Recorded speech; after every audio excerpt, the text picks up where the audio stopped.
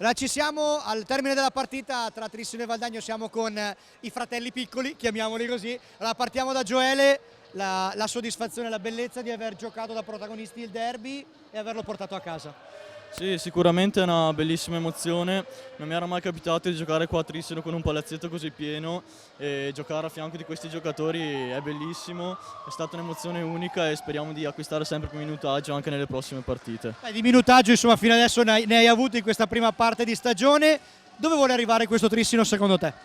Gli obiettivi sono sempre quelli degli stessi anni scorsi e punta sempre a vincere, l'obiettivo è vincere e continueremo a farlo. Passiamo a Giulio. Allora, partiamo dalla soddisfazione anche da parte tua di aver vinto un derby davanti a un palazzetto pieno contro il Valdagno e avendolo giocato da protagonista. Sì, è sempre una grandissima emozione giocare i derby in questo palazzetto qua, è bellissimo e niente, sono grandi soddisfazioni.